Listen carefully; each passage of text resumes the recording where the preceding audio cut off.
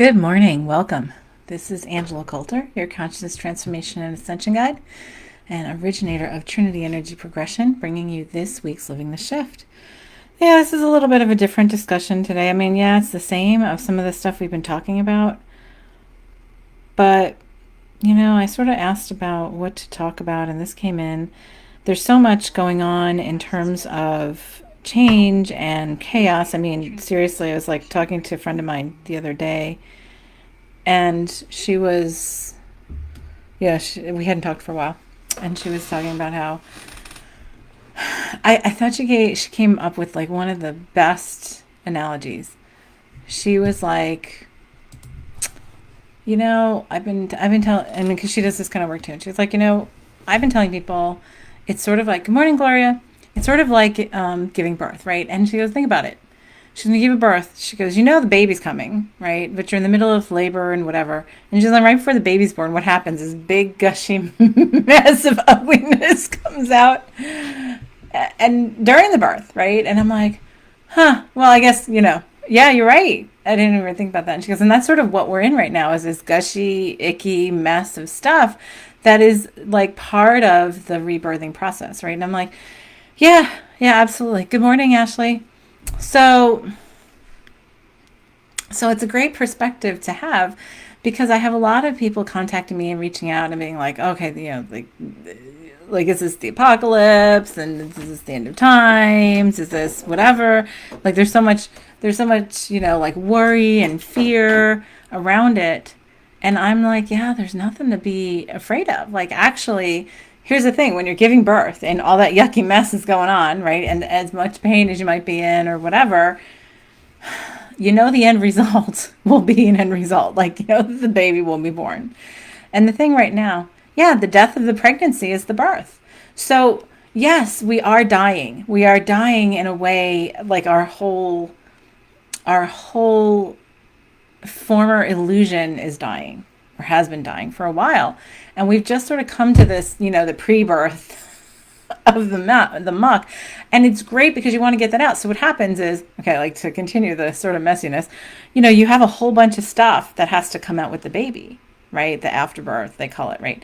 The placenta and all that kind of stuff. And that is important because guess what? If you don't get rid of it when you're giving birth, you can get an infection, the mother can die and all that kind of stuff because it's not then, like it's still like perpetuating on within. So if you look at what's going on and you look at it from a very, very observant, higher consciousness level, it's all about looking at, okay, so we're in the middle of this mess and it's really important because it all had to come out. It all has had to come up to the surface. We have put ourselves in denial for such a long time and it's okay. There's no judgment about it. It has to do with the experiences we wanted to have, right? And it's funny because the same friend, she goes, oh, and I have another great, analogy that I've been using is, like I used to have all these expectations and all the things that have disappointed me or made me really like crash in life were out of expectation, which I've talked about here. I've talked about in my Monday morning podcast with Sarah C. Gavagnoni, Ascended World, Phoenix Energy. Yes, Ashley, Phoenix Energy. That's what we're at. And she said, yeah, she goes, so I realized that, all of those things came out of expectation. She goes, and well, what's happening right now are all these expectations that we falsely convinced ourselves were supposed to happen or, like has to be a part of the value.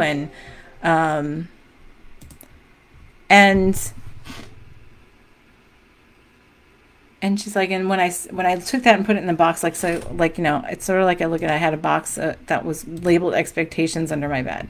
She goes, and when I take out that box and I take the label off and I change it and I put the label on that says experiences instead of expectations, she goes, it changes the energy of the whole thing. And I'm like, yeah, exactly. Well, that's great. Yeah, that's a great perception because all these expectations or things that are how they were supposed to have been or whatever, it's all crashing. It's going to continue to crash.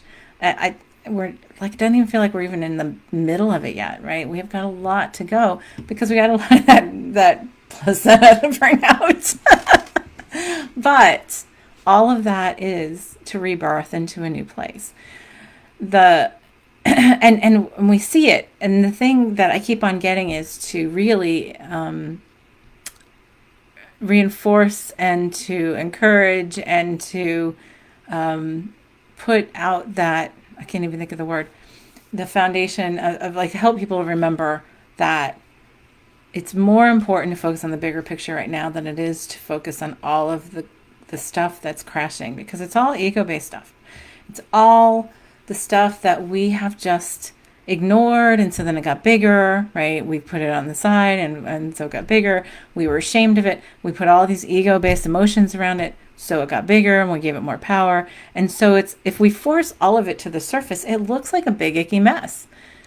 And yet, so it's funny because I've talked about, like, I had a little gathering with several of my soul tribe like a month ago, and we got this whole thing about, the door, and I talked about the door last week, and the earth sort of being the door, and leaving your stuff at the door, and the importance of leaving the judgment at the door, leaving all the ego-based emotions at the door, so that we shift into something really new instead of trying to take it forward with us, or else it gets infected with the old version, and then we continue on with the old version and repeat around again, right? So of course, to bring it up is very uncomfortable, right? Because these are things we've ignored and not looked at for a really long time that we're really uncomfortable with. So our political system, which is all based in ego, has like in the middle of crumbling, right? What is, our medical system crumbling? And it's funny because right now it's almost at one polarity of everybody's like, oh, well, listen to the scientists, listen to the doctors. And it's like, yeah, listen inside. Because at the end of the day, what's inside that higher voice that does not have any panic, that does not have judgment, that does not say should, that simply says, it is for us to do this, it's for me to do this or to be this. That is actually a trump. Well, I hate using that word. Trump to all of the other things. It is a higher, it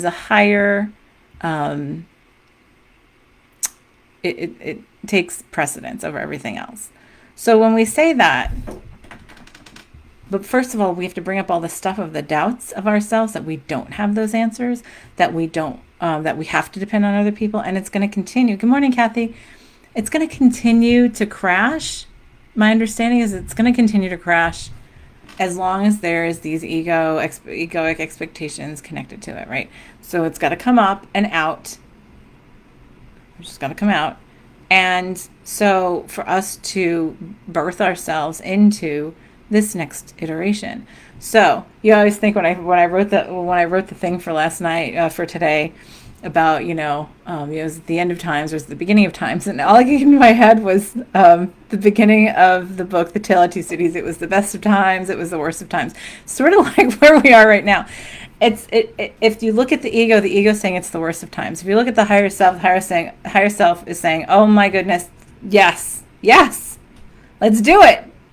And if you want to go back to that birthing iteration, and I've done it twice, it's like you get to that point of like, yes, let's just get this baby in here, and I don't care, let it all out, right? That's where we are, right? That's what we're getting to. And so it's for all of us to get there. And so amazing what I said in the conversation with my friend that I'm talking about yesterday. It was hysterical because I was like, yeah, and actually the thing is to have gratitude. Look at how we embodied ourselves to be here through this, and we've known that, right? Except we didn't remember what was going on, and there's so much yet more to come. I'm like, and look at the great party we set ourselves up for. And she laughed. She's like, yeah, right, the great party.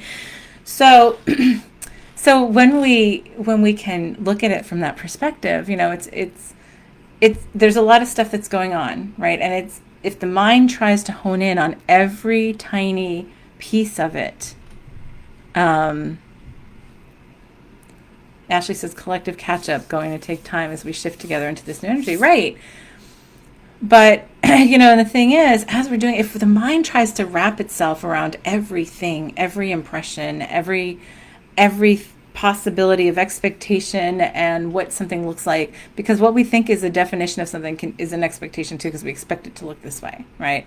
So as all this stuff comes, come out, I don't want to say crashing, but imploding, sort of like just crumbling, right? So it's sort of we've been doing the tower card and the tarot deck and for a while now, right? Now it's really accelerating because we're getting closer to that birth, right? And yes, it is collective catch up. And so, yes, the Tale of Two Cities book, it was the best of times, it was the worst of times.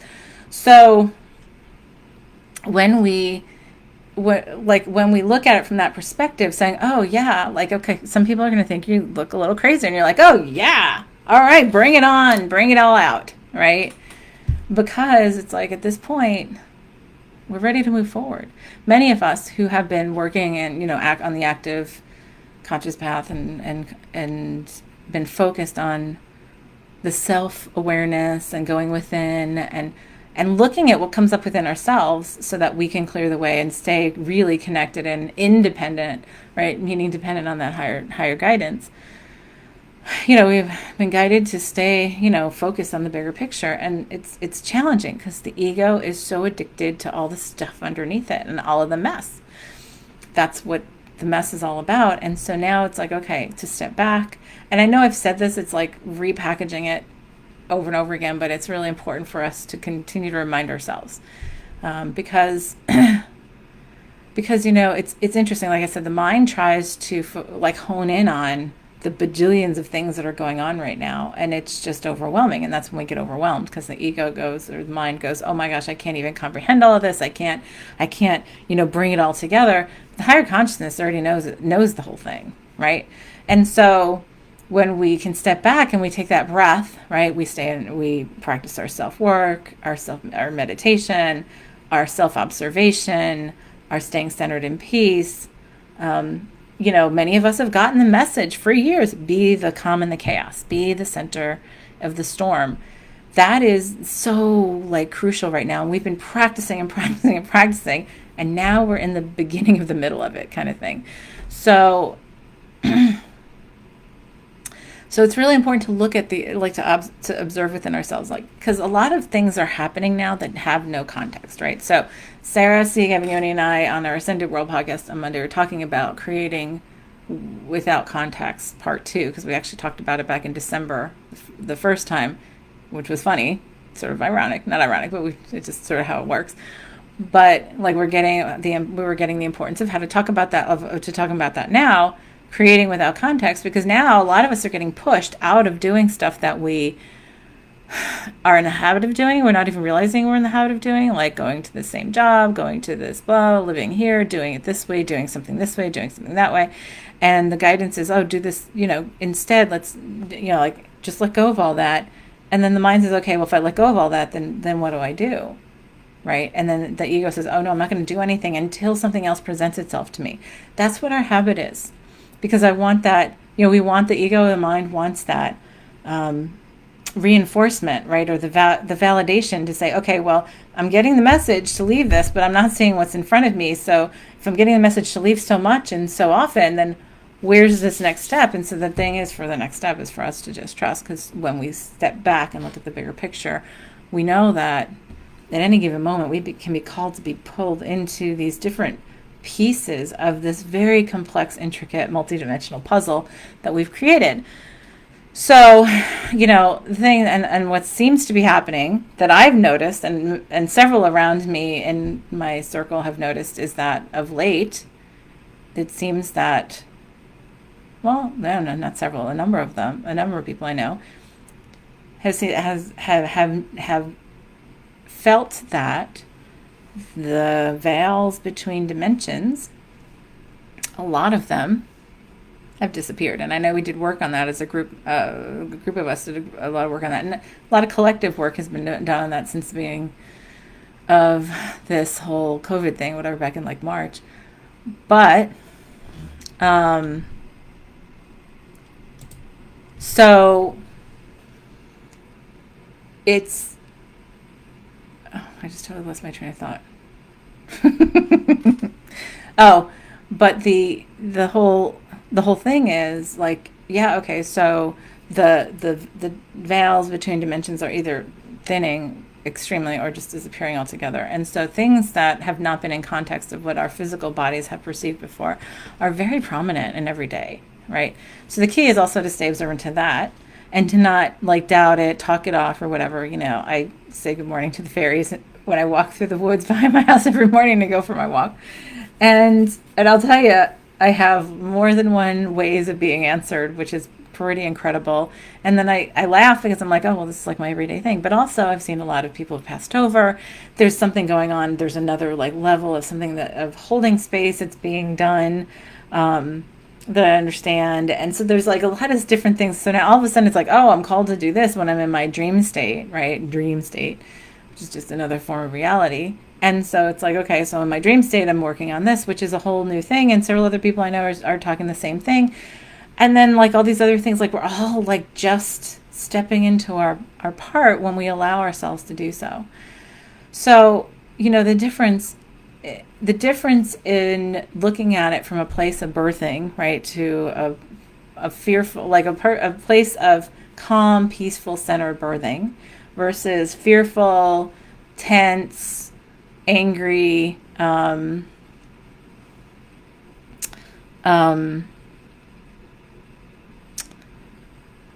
dying, right? Which is still a lot of work for us to do, because we still believe that many still believe that dying is a punishment. And so we fear it and then do everything, basically build up our entire like motivations based on avoiding death, instead of realizing that death is simply the completion of the cycle here in this meat jacket that I chose the body. And that could be today, or it could be in 30 years, or it could be next week. It doesn't matter.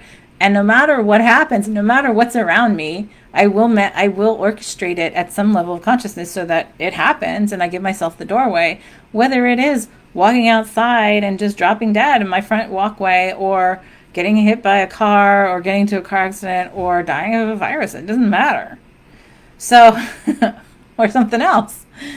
So when we have that energy, then it's like, okay, well, I'm not going to spend all my energy being motivated on that fear. I'm going to step back and I'm going to watch what's happening, and I'm going to see it. And so then what happens is, the key is to not let the ego get stuck in that next level, because then the ego goes, oh, well, what's this? And because now we have the other levels of I don't even like calling it conspiracy stuff, just the viewing the bigger picture of population control, mind control efforts, all kind of stuff, like different collective controls, things like that.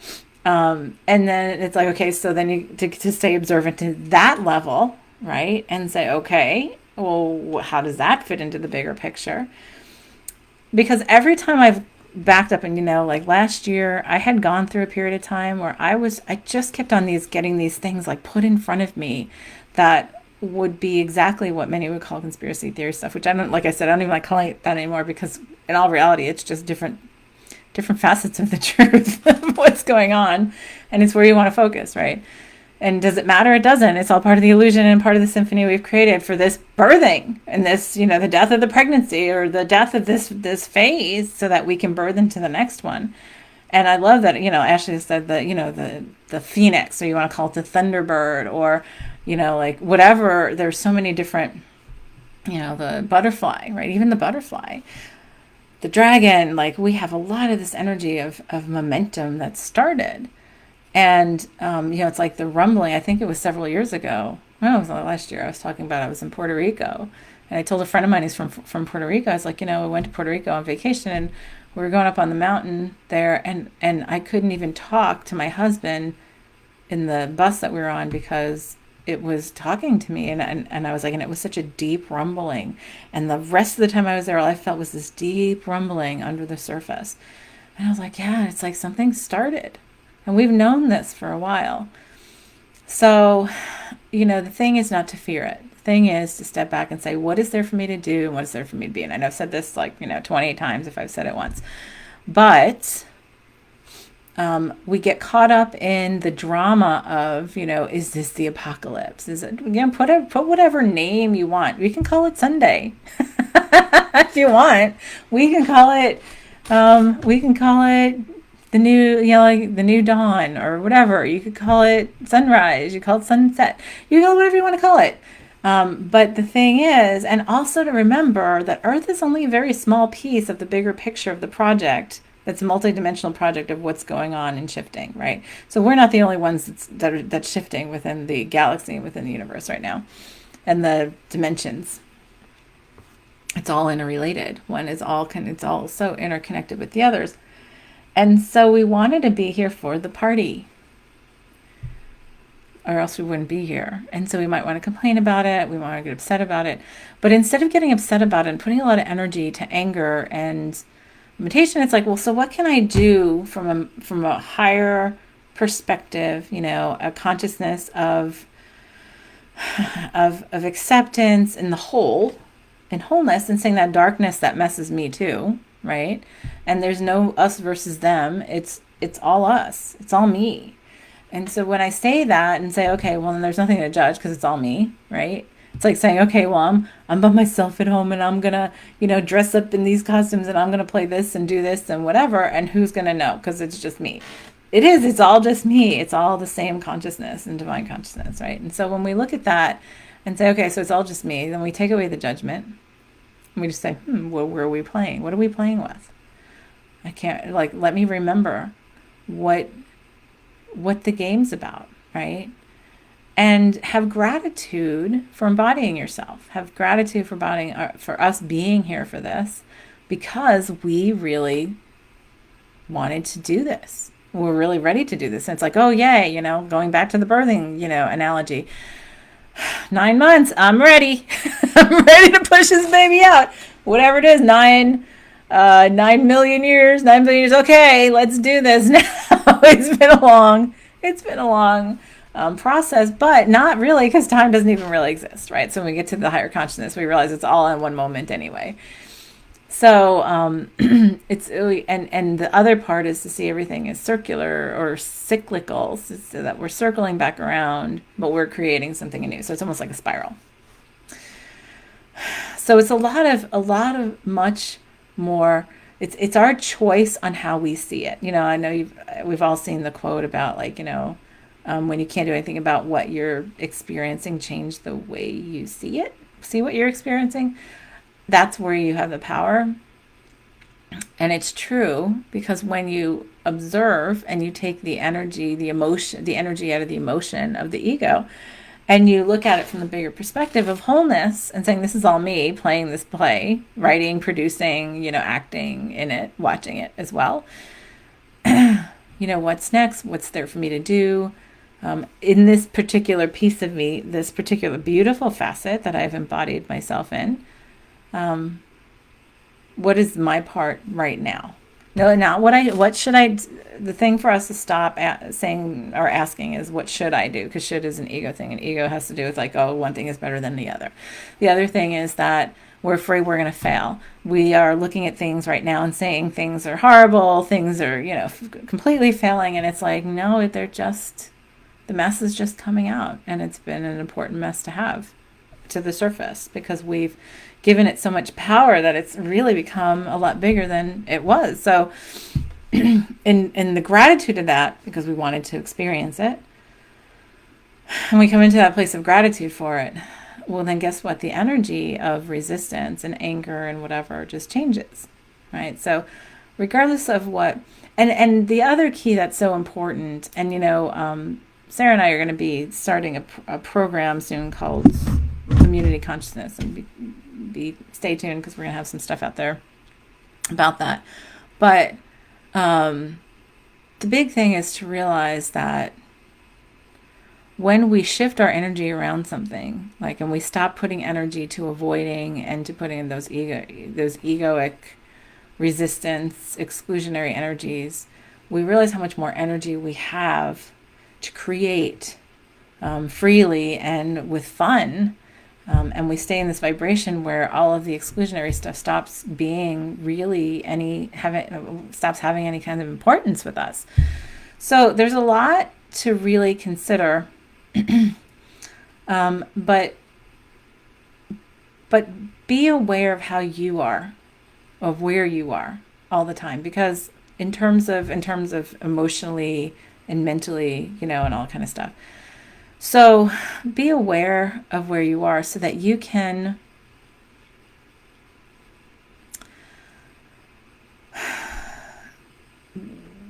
just like, because when we were, I'm sorry, I just keep on floating out there.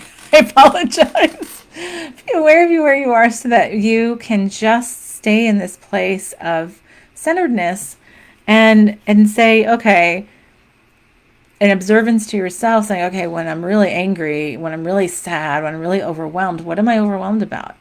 And if it starts to be about judgment of what other people are, it's like, okay, but that's all perfect and it's playing out the way it's to play out. What is there for me to do, or what is there for me to be? Like, and I'm just going to keep on saying that, because that is what is, like, if that's one thing that stays in your mind, that's great, because it'll help you navigate through all this stuff, the pre-birth, if you want to call it, that is going on. And it helps you to expel the stuff that you still hold within yourself that has those kind of energies of the collective that's being puked up or birthed or whatever you want to call it. So productive. And we're doing it so rapidly and in such an extraordinarily exponential manner that it is a little overwhelming when the ego stops to think about it. And that's when, like, I have to step back. Like, and I get that, right? And so I have to step back and be like, yeah, I'm just not going to look at social media. I'm just going to stay in this place of centeredness. I'm going to go into my meditation, my self-work. And I'm going to, ask again, what is there for me to do? What is there for me to be right now? Because all that really matters is that. And then do stuff to nourish yourself, because here's the opportunity. We are given this space with all of this chaos going on around us, and finding the peace within ourselves to give ourselves the space to do the stuff that's not in the chaos. And we have a lot of space to do it.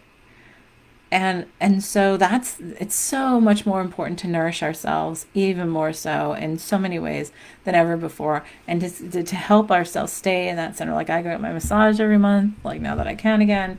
I do little things to nourish me. I make sure I do my meditation. I am, exercising, I'm doing yoga, I'm doing all kinds of stuff, journaling. There's all different ways to nourish yourself, and making sure that, like, and like, look at what we're doing. Because if you're going to a lot of things like, watching TV all day, all night, eating, like, for comfort, that's all ego-based stuff. And it's like, we can take the energy of, because we get tired, and then we're just like, oh, I just want to watch TV. I'll just sit and watch TV. Oh, there's really nothing on there. But, it's like, oh, I'll sit and watch this and whatever, because it makes us numb. But then it doesn't really, it just sort of puts it on hold until you look at it the next time. Eventually you're going to have to look at it. So it's like, okay, well, see, with me, when I get listless like that, I'm like, oh, I just don't feel like doing anything. I just want to sit and watch TV. Then I know that's a big red flag for me to step back and be like, yeah, maybe I'm going to go meditate instead. That's probably a good idea. So I'm going to go ask what it is that I'm holding that's causing me to feel agitated or in avoidance, where I just don't want to move forward. But we have this great breath to explore what there is for us to do and what there is for us to be. Outside of what is, Ashley says applying energy into creation. Yeah. So outside of, like, what is going on and what is, like, typical, right? What else is there? Like, what is there under this rock? What is there under in this space where nobody's looking right now, right? Where is there for me to be? There's many places for us to be. And while everybody's all panicking and in fear and all angry and projecting on each other, it's like, all right, yeah, I'll do that. And I'm going to go about my own business and do what I'm guided to do, so that I stay into that clear space of listening. So that's really, because that's where we're going to have our power. That's where we step into our power. And that's where we really, truly connect together and get to a place where we are truly staying in this connection, because at the end of the day, this is where we connect. And out there, we're always connected. And when we peel away all of this 3D presentation and stuff, we navigate so much better, so much more easily, because we don't believe the obstacles to be there. Once I was in a meditation once, and it was interesting because I was suddenly in what I call Krishna world, which is interesting because I had not really ever studied Krishna he just appeared to me a couple times. And every time I've actually had interface with Krishna, it's of the Hindu belief system, it was incredible. It was like this big party. Like, it was in this world, and it was all the colors are vibrant. It was like a carnival. Like so many beings and presentations and vibrancy, right? And I remember one time, the first time that happened, I was like standing on this balcony looking out over the whole thing, and there's Krishna standing next to me, the blue guy. I called him the blue guy.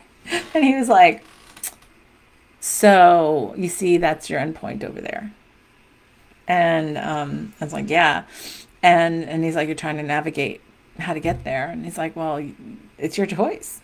It's like, well, that's all, this is all an illusion. So you can simply just make a straight path through and not have it. Because I was looking at this maze or labyrinth or whatever that I'd have to get through with all of these beings. It was so crowded and everything. It was like all these distractions. And he was like, you can just go straight through. It's your illusion. You can change it. And it's so true. Yet, we sit there and go, oh no, I want this shiny. I want to look at this, or I want a little more drama, a little more suffering. I think that makes it more valuable. Like, we think that makes it more valuable and all this kind of stuff. And it's like, okay, if we take it all away and say, I can just be there because I am already there, that changes the way we put energy to anything. So when we start to see that and start to experience it, it makes it a whole lot easier. So that's your home play for this week.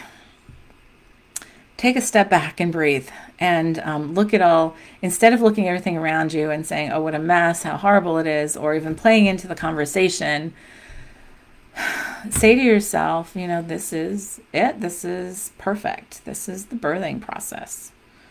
And what is there for me to be, and what is there for me to do? And let me simply create from that place of being the center of the storm, the peace of it all, in a place of wholeness and acceptance. And it sounds a whole lot easier than it really is, because we're really not in the practice of being that. Because like I said, I have to constantly check myself. Stay in observance to yourself. When you get pulled in, don't get mad or judge yourself either. Don't judge yourself for judging. That's our biggest thing, right? So when we judge out of habit, and then we're like, oh, I can't believe I just did that, right? I do that to myself all the time. And it's like, okay, but now I catch myself judging. And then I'm like, okay, all right, no, it's all perfect. It's okay. Now let's step back, right? So Kathy says, how often and how long do you meditate? It is different by day. Depends on how much time I have, right? So I try to do it every day. I can always tell I'm avoiding it when I am not doing it. Everybody's like, oh, I want to do it today because I did this, or I had these sessions or whatever.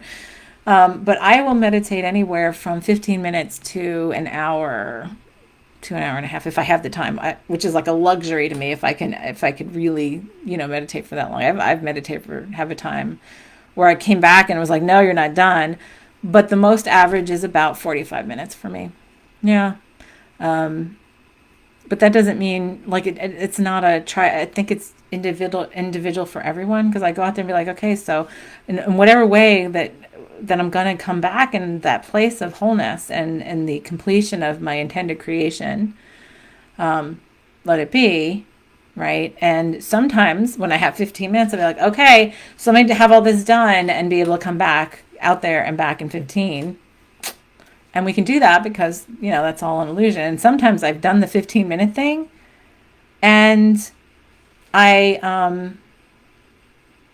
come back and it's like, oh my God, has it been, like only 15 minutes? Because like it felt like it was 3 hours, guided or silent. Oh, total, like silent, because it's all self-energy work. I use the basis of Trinity, which is the practice I started, Trinity Energy Progression, but it's really the practice I've gotten into is just simply stepping out into my divine consciousness. And because I'm in practice of doing that, it just is almost automatic for me. Like, and if I have a problem with it, that's how I know my mind is going too much, because then usually it takes me maybe 5 minutes to do that. But you can always just start with what I call the heart expansion meditation, which I've put out there many times. And if you've taken, I think you have, if you've taken Trinity classes, that's within that. But And that's like what that takes a couple minutes. And sometimes that's what I fall back to. If I'm in this place of like, my mind's a little chattery and I'm going out there, it's like, okay, well, now I'm just going to sit and feel the divine in my heart and let it expand through my body and my physical self and then beyond my physical self. And then usually by then, which is only a couple minutes, then I just sort of sink right into it. And it just becomes sort of a pattern of habit, which is a great habit to have. So that's the consistency importance, right? So thank you for joining me. We'll see you next time. This is Angela Coulter signing out on this week's Living the Shift. Have a good one.